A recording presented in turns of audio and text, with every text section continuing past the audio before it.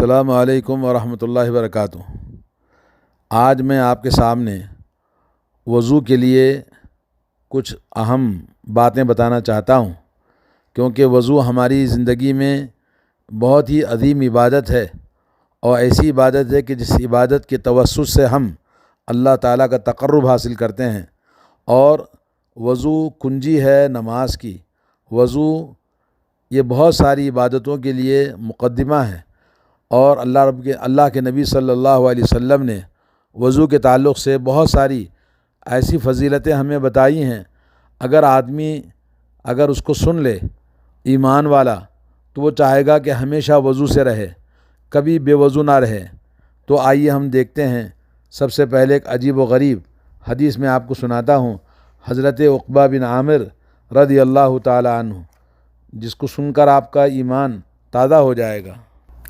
حضرت عقبہ بن عامر رضی اللہ تعالیٰ عنہ فرماتے ہیں کہ نبی علیہ الصلوۃ والسلام کے اونٹوں کو چرانے کی باری لگی رہتی تھی ہم میں۔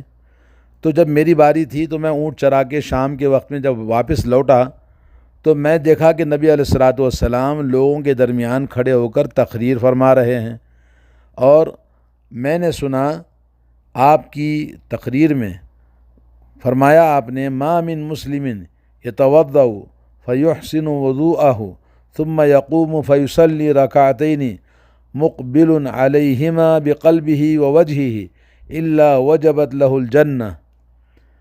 کوئی بھی مسلمان وضو بنائے اور اپنے وضو کو اچھی طرح سے کرے، پھر اس کے بعد 2 رکعت نماز پڑھے، اور کھڑے ہو کر 2 رکعت نماز پڑھے، اور ان 2 رکعت نمازوں میں پورے دل کے ساتھ، من کے ساتھ اور پورے چہرے کے ساتھ، یعنی دل اور جسم پوری طرح سے متوجہ ہو اللہ کی بارگاہ میں، ایسا کوئی 2 رکعت نماز پڑھ لے تو اس کے لیے جنت واجب ہو جاتی ہے۔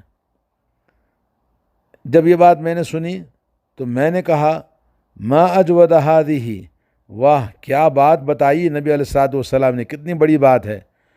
اتنے میں پھر میں نے سنا کہ میرے سامنے کوئی اور کہہ رہا تھا التی قبلہا اجود، میاں یہ جو آپ نے سنا ہے اس سے بھی اور بھی زیادہ پیاری بات اس سے پہلے کی ہے۔ پھر میں پلٹ کر دیکھا تو میرے سامنے حضرت عمر بن خطاب رضی اللہ تعالیٰ عنہ کھڑے ہوئے ہیں۔ تو آپ نے کہا انی قد رأیتک جئتک آنفا، کہا میں نے دیکھا کہ حضرت عمر کہتے ہیں کہ میں نے دیکھا کہ آپ ابھی آئے ہیں، اور کہا تمہارے آنے سے پہلے نبی علیہ الصلوۃ والسلام نے ایک اور بات بتائی جو اس سے بھی عمدہ ہے۔ وہ کیا ہے؟ ما منکم من احد یتوضأ فیبلغ فیسبق الوضوء، کہا کہ تم میں سے کوئی بھی شخص وضو بناتا ہے اور وضو کو مکمل اچھے انداز سے وضو بنائے، اور وضو بنانے کے بعد یہ دعا پڑھے اشہد ان لا الہ الا اللہ وان محمدا عبد اللہ ورسولہ، یہ دعا پڑھ لے الا فتحت لہ ابواب الجنت الثمانیہ، تو اس کے لیے جنت کے 8 دروازے کھول دیے جاتے ہیں، یدخل من ایہا شاء، ان 8 دروازوں میں سے جس دروازے سے چاہے داخل ہو جائے۔ صحیح مسلم کی حدیث ہے۔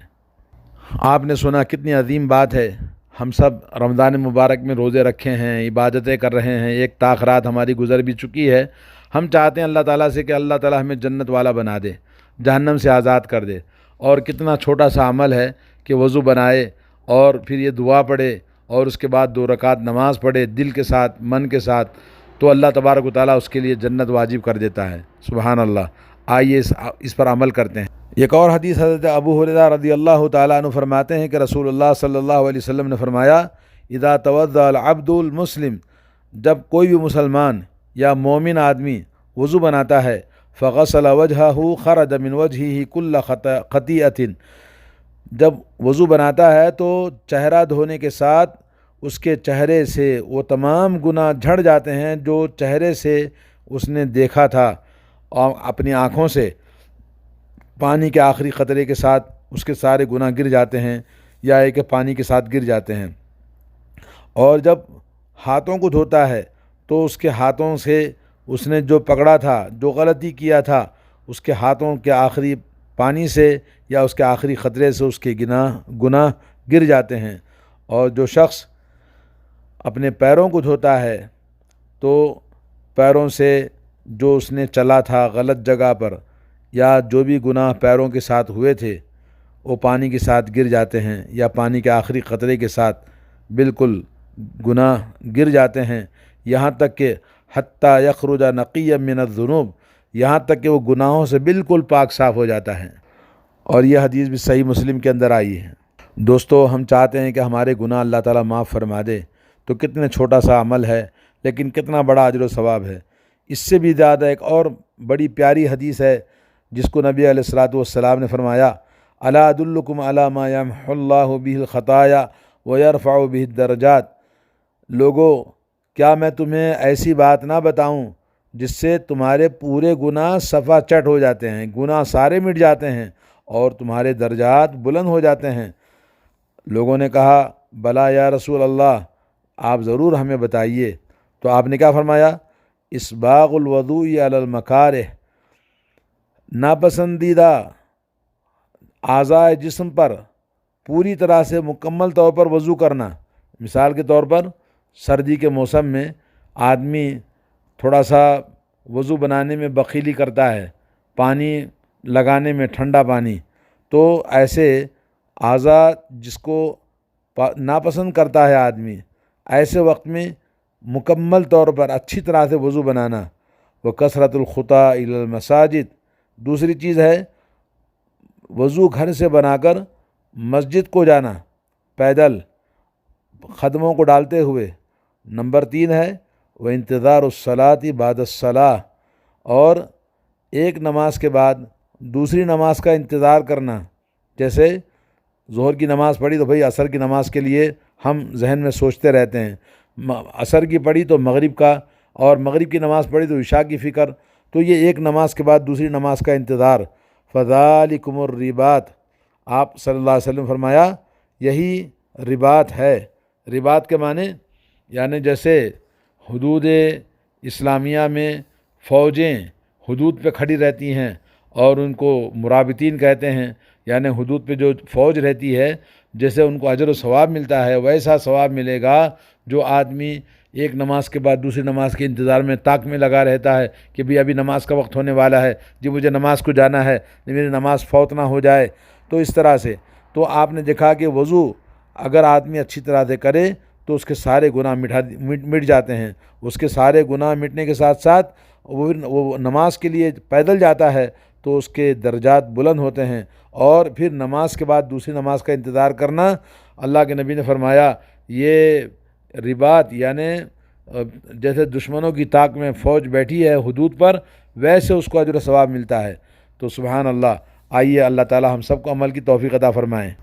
ایک اور کمال کی حدیث ہے، صحیح بخاری صحیح مسلم میں حضرت ابو ہریرہ رضی اللہ تعالیٰ عنہ فرماتے ہیں، میں نے رسول اللہ صلی اللہ علیہ وسلم کو فرماتے ہوئے سنا، ان امتی یدعون یوم القیامت غرا محجلین من آثار الوضوء، میری امت کو قیامت کے دن پکارا جائے گا جو کہ اعضائے وضو کے اثر سے ان کے اعضائے وضو چمکدار ہوں گے۔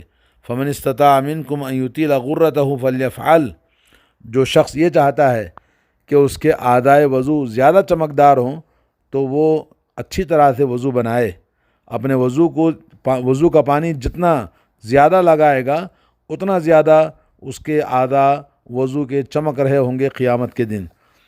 اور ایک حدیث میں یہ ہے، اللہ کے نبی صلی اللہ علیہ وسلم کے بارے میں کہتے ہیں حضرت ابو ہریرہ، میرے جگری دوست نے مجھے یہ بتایا ہے، تبلغ الحلیۃ من المؤمن حیث یبلغ الوضوء، صحیح مسلم میں فرماتے ہیں کہ مومن کو قیامت کے دن زیورات پہنائے جائیں گے وہاں تک جہاں تک اس کا وضو کا پانی پہنچا ہوگا، یعنی جتنا اچھا اس نے وضو کیا تھا وہاں تک اس کو اللہ تعالیٰ زیورات سے مزین کرے گا۔ سبحان اللہ، روایتوں میں آتا ہے کہ حضرت ابو ہریرہ رضی اللہ تعالیٰ عنہ ہاتھوں کو دھوتے تھے تو اوپر تک دھوتے تھے، اس خواہش میں کہ مجھے اللہ تعالیٰ کے یہاں تک زیور پہننا ہے۔ حضرت عثمان ابن عفان رضی اللہ تعالیٰ عنہ کی حدیث ہے، کہتے ہیں کہ رسول اللہ صلی اللہ علیہ وسلم نے فرمایا، من توضأ فاحسن الوضوء، جس نے وضو بنایا اور اچھے طریقے سے وضو بنایا، تو اس کے گناہوں کو اللہ تعالیٰ جھڑا دیتا ہے. خرجت خطایاہ من جسدی، اس کے جسم سے گناہ جھڑ جاتے ہیں. حتیٰ تخرج من تحت اظفارہ، یہاں تک کہ گناہ اس کے ناخن کے نیچے سے نکل جاتے ہیں سب کے سب، اور پاک صاف ہو جاتا ہے. یہ حدیث صحیح مسلم کی ہے. اور ایک حدیث میں آتا ہے حضرت عثمان بن عفان رضی اللہ تعالیٰ عنہ نے کہا کہ میں نے رسول اللہ صلی اللہ علیہ وسلم کو وضو بناتے دیکھا ہے، ایسے ہی جیسے میں نے وضو بنایا ہے. اور پھر اس کے بعد رسول اللہ صلی اللہ علیہ وسلم نے کیا فرمایا؟ جس نے اس طرح سے وضو بنایا، یعنی اچھی طریقے سے وضو بنایا، غفر لہ ما تقدم من ذنبہ، تو اس کے تمام پچھلے گناہ اللہ تعالیٰ معاف کر دیتا ہے. اور پھر اس کے بعد اس کی نماز ہے، اور نماز کے لیے جانا ہے مسجد کو، یہ سب اس کے لیے نفل کا ثواب ہوگا. حضرت عمر بن خطاب رضی اللہ تعالیٰ عنہ کی ایک اور حدیث ہے، فرماتے ہیں کہ کوئی بھی آدمی جب وضو بناتا ہے اچھی طرح سے وضو بنائے، اور وضو بنانے کے بعد میں یہ کہے اشہد ان لا الہ الا اللہ وحدہ لا شریک لہ واشہد ان محمدا عبدہ ورسولہ، یہ دعا پڑھے تو اللہ تعالیٰ جنت کے 8 دروازے کھول دیتا ہے اس کے لیے، اور جس دروازے سے چاہے وہ داخل ہو جائے. صحیح مسلم کی حدیث ہے. اور ایک دعا ہے اللہم اجعلنی من التوابین وجعلنی من المتطہرین، یہ بھی پڑھنا ہے اس کے ساتھ میں. اور آخری بات یہ ہے کہ وضو بنانے کے بعد 2 رکعت سنت مؤکدہ ہیں. رات میں، دن میں، کسی بھی وقت، اوقات ممنوعہ کے اندر بھی آدمی نماز پڑھ سکتا ہے وضو بنانے کے بعد. تحیۃ الوضو اسے کہتے ہیں. آئیے اس سلسلے میں ایک فضیلت والا عمل حضرت بلال رضی اللہ تعالیٰ عنہ سے کہتے ہیں کہ فجر کی نماز کے بعد نبی علیہ الصلوۃ والسلام نے کہا یا بلال، اے بلال حدثنی بارجع عمل عملتہ فی الاسلام، اسلام میں داخل ہونے کے بعد سب سے زیادہ بہت ہی امید والا عمل کیا کیا آپ نے بتائیے. فإنی سمعت دف نعلیک بین یدی فی الجنہ، اس لیے کہ میں نے جنت میں میرے آگے آگے تمہارے چپلوں کی آواز کو میں نے سنا. تو حضرت بلال نے کہا ما عملت عملا ارجا، میں نے کوئی بہت بڑا امید کا والا کام نہیں کیا ہے، لیکن یہ ہے کہ میں جب بھی کسی بھی وقت رات یا دن میں وضو بناتا تو وضو بنانے کے ساتھ میں 2 رکعت نماز پڑھتا تھا. تو یہی میرا عمل ہے. تو یہ بخاری مسلم کی حدیث ہے. اور ایک حضرت بریدہ رضی اللہ تعالیٰ عنہ فرماتے ہیں کہ ایک دن صبح فجر کی نماز کے بعد نبی علیہ الصلوۃ والسلام نے حضرت بلال کو بلایا اور کہا یا بلال بما سبقتنی الی الجنہ، ارے آپ میرے سے آگے آگے جنت میں جا رہے تھے.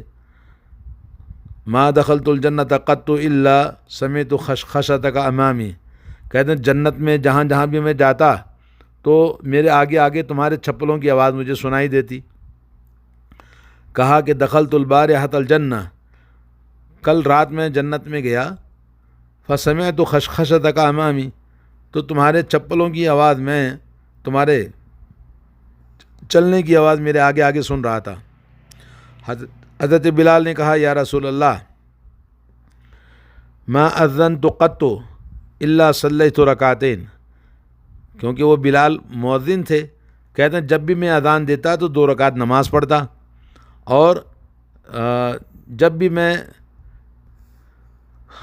بے وضو ہوتا تو وضو بناتا، اور وضو بنانے کے بعد میں پھر میں یہ جانتا تھا کہ اللہ تعالیٰ کے میرے اوپر حق ہے، وضو بنانے کے بعد 2 رکعت لازماً پڑھنا ہے، تو میں 2 رکعت نماز پڑھتا تھا. تو نبی علیہ الصلوۃ والسلام نے فرمایا بس یہی سبب ہے، تو اس کی وجہ سے آپ آگے آگے جنت میں جا رہے تھے. یہ ترمذی کے اندر حدیث ہے. حافظ ابن حجر رحمۃ اللہ علیہ فرماتے ہیں یہ حدیث دلالت کرتی ہے کہ وضو کے بعد 2 رکعت نماز پڑھنا سنت مؤکدہ ہے، اور یہ کسی بھی وقت پڑھی جا سکتی ہے ممنوع اوقات میں، جیسے عصر کے بعد یا فجر کے بعد، یا یہ کہ سورج بالکل سیدھ میں ہو تب، یا کسی بھی وقت میں جو اوقات ممنوع ہے جس میں نماز پڑھنا منع ہے. لیکن جب آدمی تحیۃ الوضو بناتا ہے تو وہ سبب ہے کہ نماز پڑھی جائے. تحیۃ الوضو پڑھنا سنت ہے. السلام علیکم ورحمۃ اللہ وبرکاتہ.